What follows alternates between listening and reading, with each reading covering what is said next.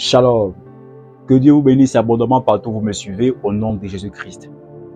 Je viens par ce canal vous remercier encore le Saint-Esprit qui agit encore et qui fera encore dans la vie de plusieurs personnes, et dans la vie de plusieurs membres, les personnes qui nous suivent partout, de près ou de loin. Dieu sait ce qu'il fait en son temps. Il sait parce qu'il est Dieu. Je voudrais dire à l'esprit de quelqu'un cet après-midi, après un culte de puissance, que la même onction qui certainement se dégage maintenant partout où je suis en train de parler maintenant, et toi qui me suis à l'écran, que cette onction te soit communiquée maintenant. Nous sommes à un jour exceptionnel, un dimanche, donc nous sommes déjà au mois de juillet, d'ailleurs même, en train de terminer ce mois, et nous avons terminé la moitié de cette année. Je pense que beaucoup de personnes parmi vous ont fait le bilan annuel et essayé de rentrer dans l'autocritique, de savoir qu'est-ce que tu as fait avec le Seigneur depuis janvier. Alors, bien aimé dans le Seigneur, je viens par cette note et cette vidéo tout simplement vous dire que après Alléluia, Amen, on doit créer des emplois. Après Faya, on doit trouver aussi l'emploi. Après des temps de manifestation de puissance, il faut aussi trouver des projets. Il faut faire des choses. Car après l'église, il y a une vie. Après l'église, il y a une vie. Après le mariage, il y a une vie. Après le travail, il y a une vie. Vous voyez qu'il y a quelque chose après quelque chose. Mais lorsque nous finissons nos cultes, c'est vrai, qu'est-ce que nous faisons d'autre après le culte? Est-ce que nous passons du temps avec nos parents? Est-ce que nous passons du temps à aller rendre visite aux frères? Est-ce que nous passons du temps à aller voir les malades, rendre visite aux malades? Car cela est important. La Bible explique, aimez-vous les uns les autres. Je ne peux pas m'attarder à dire que j'aime un frère, tandis que je sais qu'il y a quelqu'un qui a mon image, qui est quelque part handicapé et qui a besoin aussi de mon soutien. Peut-être même que ma présence pourra guérir cette personne. Peut-être même que ma présence pourrait transformer l'entendement d'une personne. Une personne qui avait déjà perdu la foi. Une personne qui se voyait déjà délaissée. Une personne un peu comme cet homme qui était à la piscine, qui était, lui, pour lui, il n'y avait jamais quelqu'un qui allait venir le guérir. Mais subitement, Dieu est là où on ne l'attend pas. Il se peut que le miracle que tu n'as pas eu à l'église, tu peux avoir ce miracle lorsque tu vas rendre visite à un malade. Il se peut que la promotion que tu attends, ce n'est pas forcément à l'église, mais c'est aussi dans le sacrifice. Il se peut que tu veux entrer, tu veux avoir des grades, mais ton grade ne peut pas seulement venir parce que tous les jours tu vas dire Alléluia, Amen et tu vas jeûner. Désolé. Écoute, même lorsque Élie était au désert, Élie ne jeûnait pas au désert. Élie ne jeûnait pas au désert. La preuve, la Bible explique qu'il y a eu, Dieu avait mandaté les corbeaux afin que les corbeaux nourrissent Élie. Vous comprenez que Élie au désert, il mangeait. Frère dans le Seigneur, ce qui peut impacter ton ministère, c'est le sacrifice. Ce qui peut impacter ta promotion, c'est le sacrifice. Ce qui peut impacter même le message, l'onction que tu portes, c'est le sacrifice. Ce qui peut impacter ce que tu détiens pour l'amener à la transformation, pas seulement dans le monde spirituel, mais aussi physique, c'est le prix du sacrifice. Écoutez-moi très bien, mesdames et messieurs. La franc-maçonnerie a compris quelque chose que eux, pour réussir, pour avoir tout ce qu'ils veulent, c'est le sacrifice.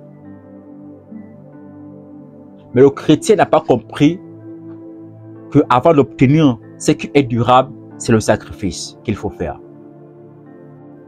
Écoutez-moi, un père peut porter l'onction. Un père va impacter son fils. Mais si le fils n'a pas fait un sacrifice, cette impactation n'aura jamais l'impact dans sa vie ni dans son ministère. Une mère peut impacter sa fille, elle peut impacter son fils. Mais si le fils, lui, en retour, n'a pas fait un sacrifice à l'Éternel, vous voyez que l'impactation n'aura pas d'effet. Voici la raison pour laquelle vous allez voir que même une personne qui est allée en montagne, il a fait des sacrifices, il se sacrifiait, il a laissé son épouse, il a laissé ses enfants, il a laissé son travail, il a laissé même l'église parce qu'il est allé chercher le Seigneur. Mais en descendant, avant de descendre, il a fait son sacrifice. Ce qui signifie que lorsqu'il revient à lui, dans son milieu habituel, quand il revient, vous allez constater quelque chose. Il y aura une forte onction incroyable. Il y aura une régénération. Il y aura comme une transformation. Toutes ces qualités vont ressortir. Et il y aura des spectateurs, des chrétiens qui viendront et diront, oh, c'est que je veux donne-moi ton onction, je vais atteindre tu veux atteindre cette dimension tandis que tu n'es pas un sacrificateur. Comment peux-tu atteindre la dimension d'un père spirituel si seulement tu n'es pas un fils obéissant? Comment veux-tu atteindre la dimension d'un père si seulement toi tu n'es pas un sacrificateur? Comment peux-tu atteindre la dimension, frère, même du Saint-Esprit, d'ailleurs même des pères, si tu n'as pas payé le prix? Tout ce qu'il faut, tout ce qui est durable, doit avoir un poids, un support sur le sacrifice. Le sorcier, écoutez, je vais vous dire quelque chose. Pourquoi est-ce que tout acte que les sorciers font ça de l'impact? Pourquoi? C'est à cause du sacrifice. Pas parce que ce sont les sorciers. Parce que c'est le sacrifice. Là où Dieu répond sans perdre la seconde, c'est le sacrifice. Je ne vous parle pas de vos petits 500 là. Non, non, non, non. Je ne vous parle pas de... Non, c'est pas ça. Un sacrifice, c'est ce qui te fait mal au cœur. Tu as quelque chose que tu as dans les mains, mais il faut prendre ça pour donner à quelqu'un. Tu détiens une carte d'une valeur inestimable que tu as du mal à donner à quelqu'un. Mais quand tu vas prendre cette carte-là que tu vas donner par exemple au Seigneur, tu dis bon, plus qu'aujourd'hui on dit que la plupart des pasteurs mangent les dîmes et les offrandes. Bon, tu prends ça, tu pries sur la carte, tu dis Seigneur, les 5 millions qui est dans ma carte, je fais un don à l'orphelinat et va prier le Seigneur. Tu verras l'exaucement dans peu de temps, même dans l'immédiat. Je parle à l'esprit de quelqu'un. Alors aujourd'hui, j'ai voulu tout simplement vous exhorter en vous disant, ne serons pas seulement des chrétiens des 4 murs. Ne serons pas des chrétiens des 4 murs. Ne serons pas des chrétiens limités. Ne seront pas des chrétiens qui, oh, ils tournent en rond parce qu'ils se disent que non, tout viendra du pasteur, tout viendra du prophète, tout viendra de l'apôtre. Non, non, non, non, non, frère. Un chrétien doit apprendre l'investissement. Un chrétien doit investir. Un chrétien doit avoir les entreprises. Un chrétien doit être un leader. Le leader, c'est pas forcément dans ce qu'on appelle les ministères ou bien les églises où les gens discutent de leader. Non, ce n'est pas ça. Hein? C'est être directeur d'une entreprise, être propriétaire d'une entreprise. D'ailleurs, on voit dans d'autres pays où même les entreprises portent les noms de plusieurs Américains, de plusieurs Nigériens, de plusieurs, je sais pas trop, hein, Chinois.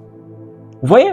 Pourquoi? Parce que ils se sont réveillés, ils ont dit non, non, nous on doit investir. Ce que nous on doit faire, c'est pas seulement aller s'asseoir à l'église, commencer à dire amen, là-bas, sopré, cheka, lihaba, sopré, kaïba, sopré, kaïba, il y a un temps et après tu es fatigué.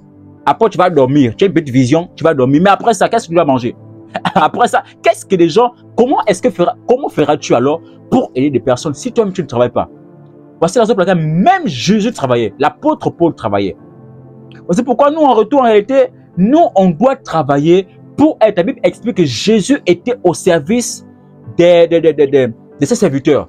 Jésus était un serviteur qui servait les païens, qui servait tout le monde dans l'humilité, dans l'exercice authentique de son ministère, dans son appel même. Il l'exerçait. Amen. Donc, nous chrétiens, on est serviteurs. Pour que l'église soit glorieuse, il faut que l'église ait des hommes capables de pouvoir être des managers, ait des hommes pouvoir être capables de pouvoir être des leaders dans leur structure, dans tout ce qu'ils font. Voici la raison pour laquelle nous sommes appelés à ne pas être limités. Jésus a dit que nous ferons de plus grandes choses puisque lui, ce n'est pas forcément dans la puissance. L'onction, il y en a l'onction. Les dons, il y a les dons. Le prophétique, il y en a. Les visions, il y en a. Mais après toutes ces choses-là, qu'est-ce que tu dois manger? Le vrai, c'est là où maintenant l'homme dit non, non. Dieu m'a pas donné la connaissance dans seulement le domaine ministériel ou bien dans le domaine sacerdotal, mais aussi dans le monde des affaires. Faire des affaires. embaucher beaucoup de personnes. Embaucher, en même temps, c'est une forme d'évangélisation. Priez sans cesse afin que Dieu vous ouvre les yeux. Dans le livre de 1 Thessaloniciens chapitre 5, après du verset 17, la Bible dit « Priez sans cesse. Priez afin que Dieu vous montre quelles sont vos ambitions. Priez afin que Dieu vous laisse découvrir ce à quoi vous avez été appelé au ministère. C'est à quoi vous avez été appelé dans ce monde. » Je vous dis quelque chose que Dieu peut te montrer Canaan, mais il ne pourra jamais te montrer la route pour passer pour arriver à Canaan. Il faut affronter des obstacles, il faut affronter des épreuves, il faut affronter des difficultés, des persécutions pour arriver à Canaan. Mais il faut savoir que dans toutes ces choses, Dieu est avec nous et il sera avec nous. C'était votre humble serviteur, le missionnaire, l'apôtre José Melvin. Merci de vous abonner sur notre plateforme, sur Instagram, TikTok, Facebook, YouTube, et que Dieu vous bénisse abondamment. Shalom.